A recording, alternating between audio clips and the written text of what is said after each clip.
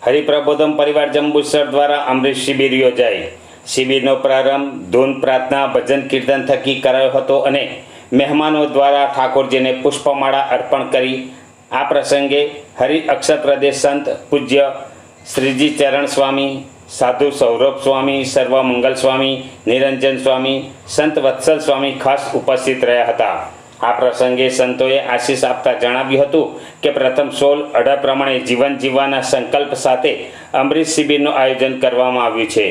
ગુરુ હરિપ્રસાદ સ્વામીજીનો 1 લાખ જંગમ તીર્થ બનાવવાનો સંકલ્પ અને દિવાળી બેસતું વર્ષ તેમના માટે અમૃત શિબિર છે અને ભક્તો ભગવાન જેવા હોવાનો ભાવ હતો તેમ કહી અમૃત શિબિરનું મહત્વ, બેઝનું મહત્વ, ડ્રેસનું મહત્વ પ્રસંગો સાથે જણાવ્યું હતું।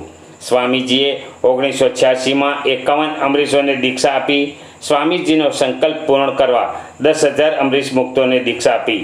આપણે દરેકમાં સ્વભાવ, પ્રકૃતિ, રીત જોઈએ છીએ, ખામીને ખમી શકે એ જ સાચો સંબંધ તેમ કહી પ્રબોધ સ્વામીજીના પ્રસંગ વર્ણવી અમરીશોનું જીવન અલગ છે, તેના વાઇબ્રેશન અલગ હોય છે તેમ તે અંગે અદ્ભુત પ્રસંગોનું વર્ણન કર્યું હતું। આપણે સાચા દીકરા થઈ તેમના કાર્યમાં હોમાઈ જઈએ।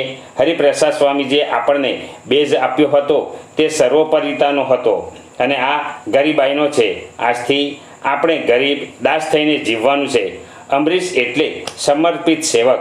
તેના 3 લક્ષણ: મારું એ તારું, મારામાં જે કાંઈ છે એ તારું અને તારે લઈને હું, એ સમર્પણ છે।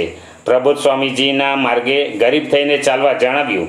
સ્વામીજીને વિશે મનુષ્ય ભાવ ન આવવો જોઈએ તેમ કહી પ્રસંગોચિત સમજાવી મંડળમાં, ઘરમાં, પરિવારમાં બાળકો સાથે ગરીબાઈથી વર્તવા કહ્યું હતું। આ સહિત સવારની પૂજા, રાત્રે સ્વાધ્યાય ભજન અને અઠવાડિક સત્સંગ સભા નિયમિત ભરવા જણાવ્યું હતું।